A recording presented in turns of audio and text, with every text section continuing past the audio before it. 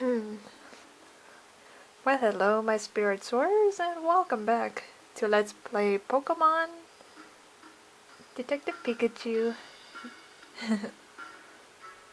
So, where we left off, we're in Mr. Dennis's mansion, and we're investigating a jewel heist of the Aurora Jewel.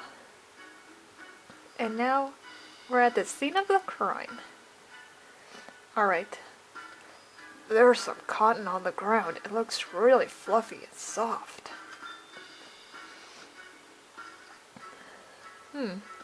Cotton. That's a bunch of cotton doing. What's a bunch of cotton doing here? That looks like a part of the jewel case. Based on the shape, do you think that top half of the case was cut off? Yeah, it looks like that way. It's a really clean cut. Alright, really clean cut of the case. No one has used the key. Slicing it must have taken one seriously sharp blade. I doubt a human could pull that off. So a Pokemon did this. We've covered everything. I was wondering about any other spots you want to check. The base of the jewel case is firmly fixed to the floor. Yeah, moving the base doesn't even look possible. I don't see anything else worth investigating. Alright. Okay, let's start deducing. Right. We've got everything we need to make our deductions. Let's solve this puzzle, Tim.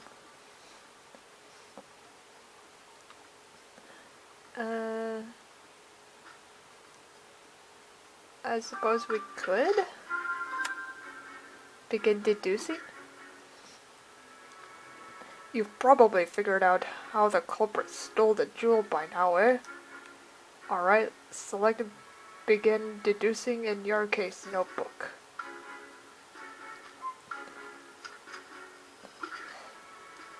We have a few plausible theories. Which do you think is right?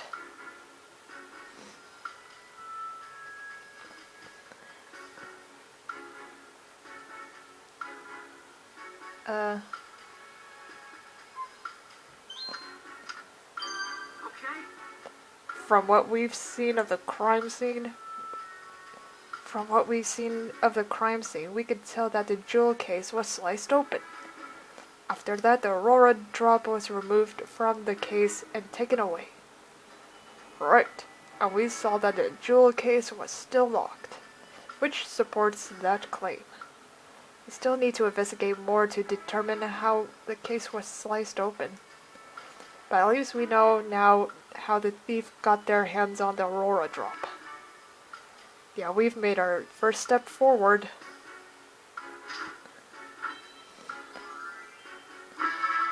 Alright.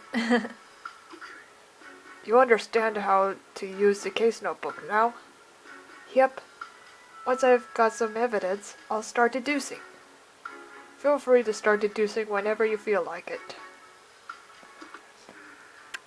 After investigating the scene, we now know how the crime was carried out.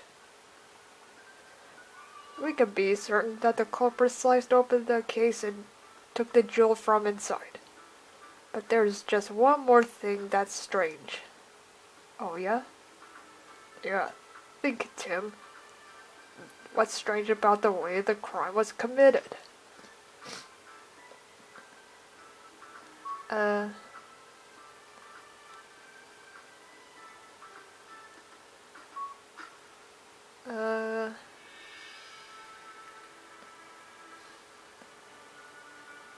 The glass was cut, but the door wasn't. The door to the storage room was opened with a key, but the jewel case was still locked when it was sliced apart. That's right! So that means the thief only had one of the keys. The one to the storage room. They didn't have the key to the jewel case. According to Mr. Dennis, only he and Barnes can access the jewel storage room.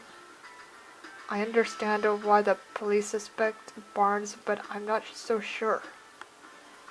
Obviously, it'd be best if we could talk to Barnes ourselves, but he's still being questioned.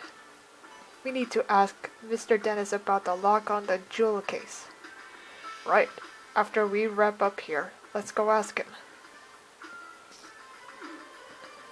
How's the investigation going, Tim? Oh, Mr. Dennis. Sorry I couldn't stand just waiting around. Have you discovered anything? It does appear that the culprit used the storage room key to gain entry. We believe that they even cut open the jewel case and took the Aurora drop. Oh, is that so? I suppose that doesn't help Barnes much, since he has access to the key. I have a question for you, Mr. Dennis. Who has the key to the jewel case? I have it right here. I always carry the key to the jewel case on my person. I've known Barnes a very long time, but I still won't give him this key. A noted testimony. The security of the jewel case is my personal responsibility. Got it. So both Barnes and Dennis can access the key to the jewel storage room. But only Mr. Dennis has access to the key to the jewel case itself. That's valuable information, Mr. Dennis. Thank you. Oh, really? I thought I might be getting in the way, but I'm glad to hear I could help. The Aurora drop is meant to become a symbol of revival for Rhyme City.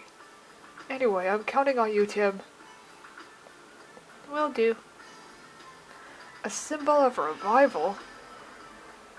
Let's ask Dennis about that later. Is Barnes the culprit? The police suspect Brandon Barnes is the culprit. Begin interviewing the people and Pokemon in the mansion. Oh shoot, I missed what Pikachu said if the first. And the only people who have access to the key are Dennis and Barnes. So it makes sense that the police would suspect Barnes. If the key hadn't been used to unlock the storage room, Barnes wouldn't be under suspicion in the first place. Why would he do that, knowing people would suspect him? Maybe he didn't think that far ahead. In any case, based on what we found at the scene of the crime, we can't be certain of anything just yet. We need to talk to Barnes and the other people in the mansion and hear what they have to say. Not just the people, the Pokemon too. I'll interpret for you when we talk to them. Alright, I'm counting on you, Pikachu. Okay. Now that we've got our next steps figured out, let's start interviewing everyone right away.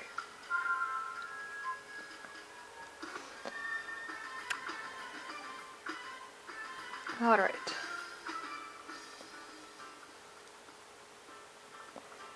Okay, so,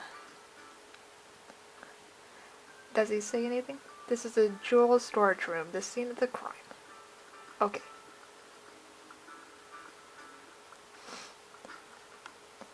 This room is currently being searched by the police. We may be investigating a crime, but we should still respect the residents' privacy. We shouldn't go barging into rooms that have nothing to do with the case, Tim. True, we need to focus on the jewel storage room. Okay, let's go to the first floor.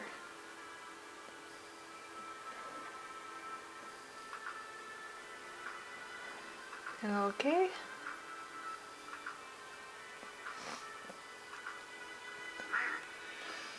Hey, I have a couple of questions to ask. Got a moment? Manic? Don't want to waste time chatting while you're on duty, huh? Awfully stubborn, aren't you? You're even harder to talk to than that Brad's Manic trick. Hello! The name of this painting is Golden Sunrise, and it depicts... Oh, a Pokemon that's spoken of the legends. They say it brings eternal happiness and that its wings shine with rainbow-colored light. Rainbow-colored light, huh? The painting sure is beautiful, but I'll bet the real thing is even more breathtaking. Yeah, just like Ash and Pikachu. That is so cool. Ash and Pikachu, like Tim and Pikachu. I take it you heard what Mr. Dennis has to say?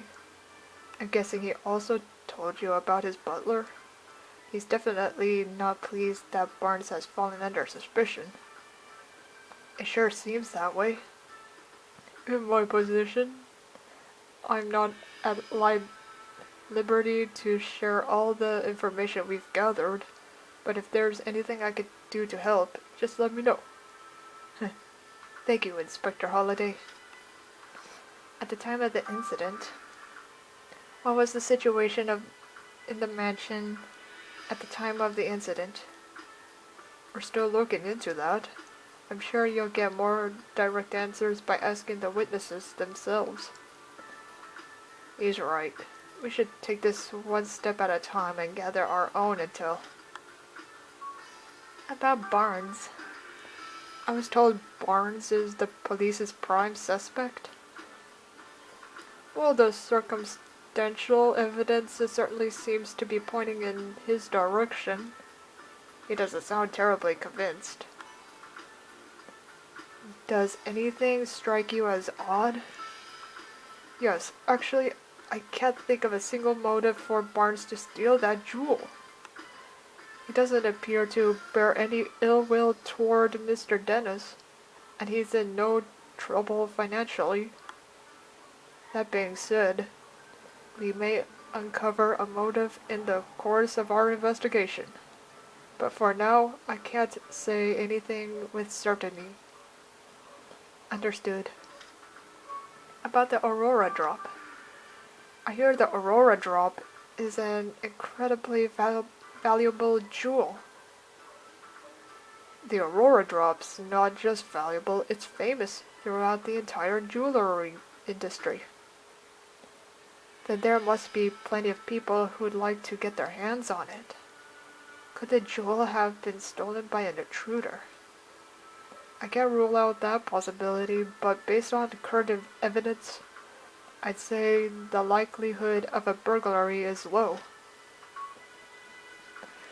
About my dad. Inspector Holliday, I know this has nothing to do with the current case, but you want to ask me about Harry?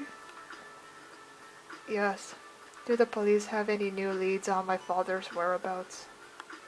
I'm sorry, Tim, but we haven't made any developments on that front. Oh, well, thanks anyway. I still don't understand it myself. Harry was working on the R case when he went missing. So it stands to reason that if you follow that thread, you'll find Harry too. But the case has been closed and we still don't have a single clue. Seriously, where did Harry disappear to? Don't be discouraged, Tim. Look at how far you've come in the 2 years since you moved to the city in search of your father. You've become such a great detective that the mayor himself recognized you with an award. You'll find Harry. I'm sure of it. And in the meantime, I'll keep offering whatever help I can. Yeah, you're right. Thanks, Inspector Holliday. Alright.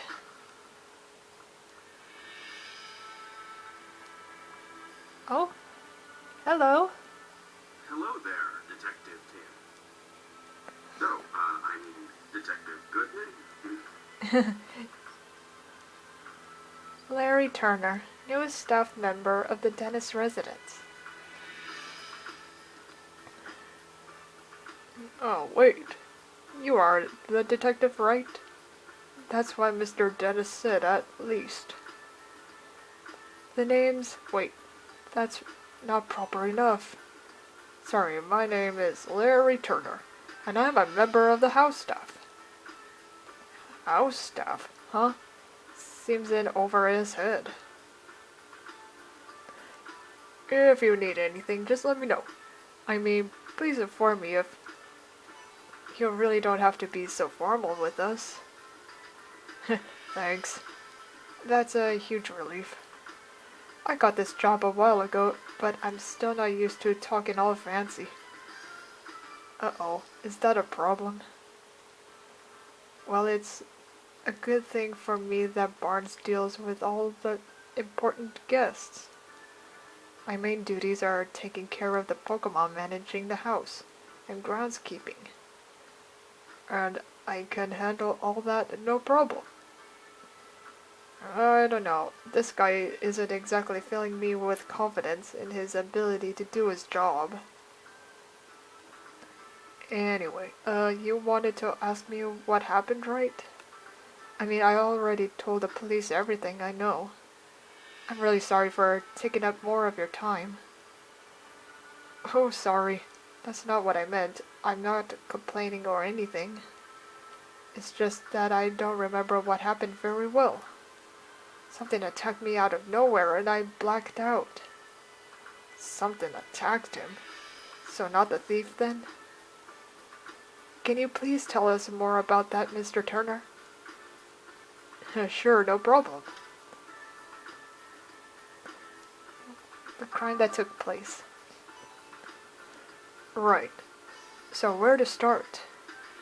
I was just doing my job like normal today. I made food for the Pokemon, did some cleaning around the mansion and that sort of thing. I think I was tidying the garden when it happened. I saw a ducklet fly out of the second-story window. As I recall, I wonder where she was going. I mean, usually ducklet just walks out the front door. It seemed weird to me, so I went upstairs to see what was going on. That's when I saw that the door to the jewel storage room was wide open. As if that wasn't shocking enough, the moment I went to look inside, I suddenly got punched by a Pokemon. A Pokemon punch? The next thing I knew, I was lying on a sofa and someone was treating my wounds. A Pokemon punched you? Yeah, I feel like I glimpsed a small red figure for just a moment.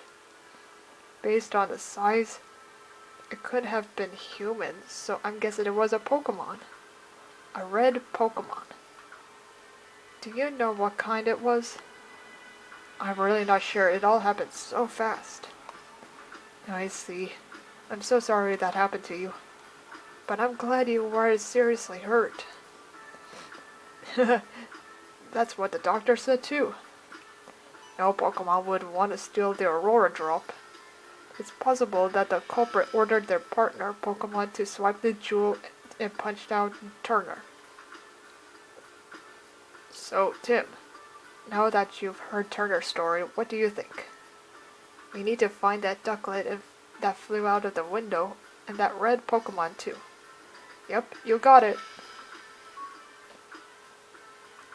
About the culprit. Did you see anything else when the Pokemon attacked you? The thief who brought the Pokemon along was probably nearby. Unfortunately, that's all I saw. I see. Can you think of any other details that might have give us a clue about the culprit? Nothing in particular is coming to mind. I mean, Mr. Dennis is such a nice person. I've never heard of anyone holding a grudge against him. And I was really surprised to hear that Barnes is a suspect. You don't think Barnes is responsible? I guess the police must have some reason to suspect him. But honestly, I just can't believe it. Barnes is still showing me the ropes around here. He's a great co-worker with tons of experience. I mean, if you'd known Barnes before all this, you could never even imagine him being a thief. The Aurora drop. Do you know anything about the stolen jewel? The Aurora drop? I've never even seen the thing. It's been shut up in the storage room ever since it was brought to the house. Of course, I know it's valuable and all. I assume that's what's been causing all the arguments between Mr.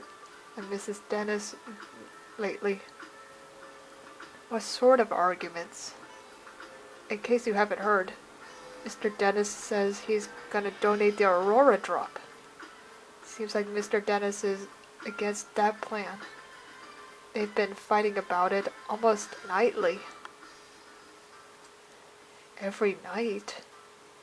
It must really be a point of contention. I guess Mrs. Dennis just doesn't want to give up such a valuable jewel. So the Aurora drops have been driving a wedge between husband and wife, huh?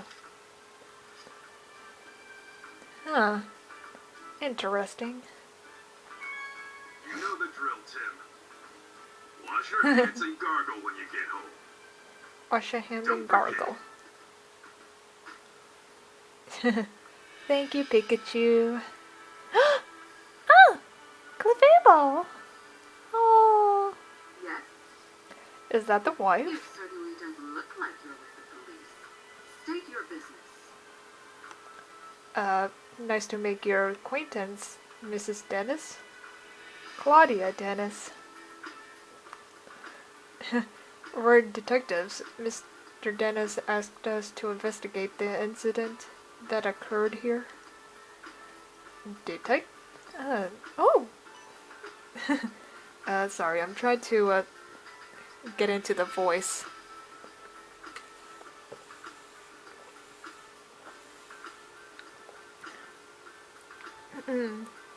Oh shoot, my camera's about to die! Oh no!